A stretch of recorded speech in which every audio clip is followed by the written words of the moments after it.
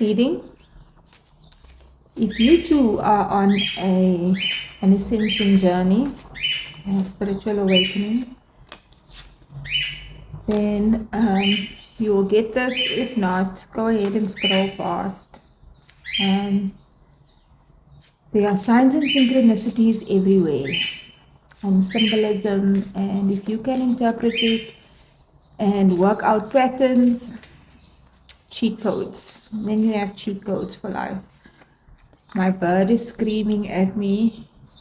He usually gets hype when he's trying to get my attention, to make me aware of something, or when the energies are high. Animals are sensitive, and we seem to be getting to that level of sensitivity. And so my bird can sense things, and there's been sirens going off for a while now. So let's see what the energies are trying to tell us. What I was getting before I started this reading, which I wasn't planning on doing, I just suddenly was like, oh, I need to do a reading.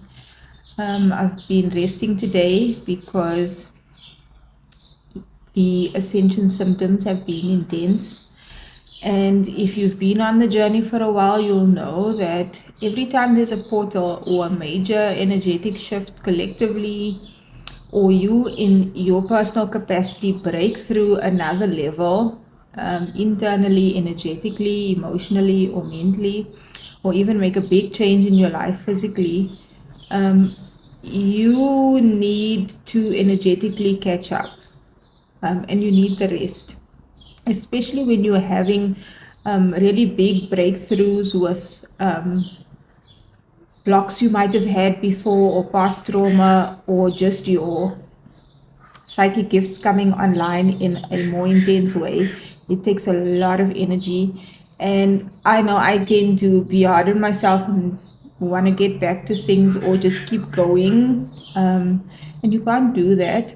And what I realized today is that after a really big breakthrough, transition, energetic shift, I often feel super drowsy, almost high or intoxicated, and it's unnerving and disconcerting. So I just want to get past it so I could be grounded again while still being connected, and so that I can achieve things and start that new thing and manifest new things.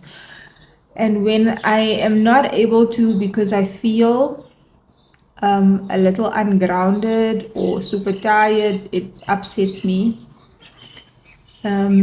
We all have either OCD tendencies or workaholic tendencies, or blocks or belief systems that tell us we need to keep going and doing things in a very 3D way, and it's hard to get past it, but we do.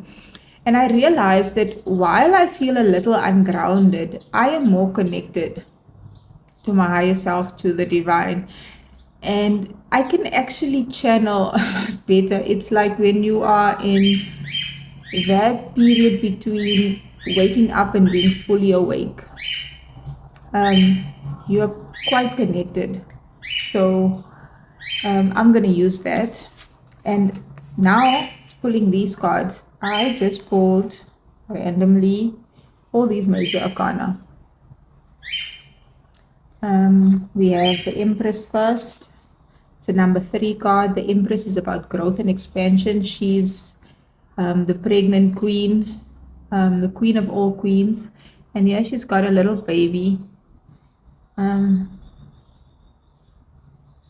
Time to take action, the power of creativity, success that allows for a life of luxury. The difference between taking action as the Empress and taking action as the Emperor, gender non-specific, is that the Empress is about creativity through receptivity, instead of doing the tangible. So this is birthing something out of nothing, out of magic, out of the ethers, out of your own inner knowing. It's birthing from, its creativity is thinking up something, or feeling something and expressing it. And then we have the Justice card, which is number 8. Time to take the time to review the details carefully. You will win in the end. Fair and objective decisions. Being in the Empress energy, there's something around justice and being fair and truth and honesty. And I'm recalling the saying, the quote I read, sensitivity is divinity. When we are sensitive to energies, able to perceive energies, our own and others, when we are connected to our emotions, we have empathy, which allows us to do things fairly and to consider all aspects. It almost is like a default. It makes it difficult for you to intentionally or consciously hurt someone or do something that is not fair. And then we have the Chariot. Success that comes from dedication and self-discipline, celebrating your accomplishments, being in the spotlight. So there might be some karmic justice around your accomplishments in this world, whether that's being a mother or a father, being a parent, or if that is certain injustices in the workplace or societal injustices. You tapping into your Empress energy and being able to birth something, receive wisdom, guidance, downloads from the divine, and being able to share that with the world in your unique way, using your divinity, your sensitivity, and your creativity, there's going to be some success that comes from that. The Chariot is also moving things forward through sheer will, and it's almost like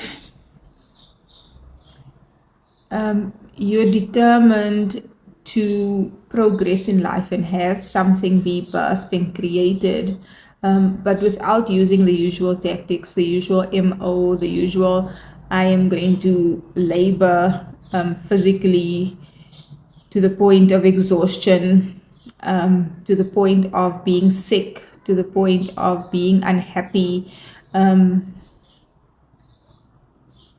Someone's going to be in the spotlight as well for whatever creative pursuits they have or spiritual work that they're doing. I feel like many light workers or just artists and creatives have been at the mercy of 3D structures and institutions and whatever.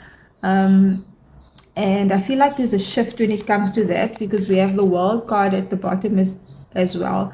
A brilliant success, the freedom to go in any direction, a journey that is now complete.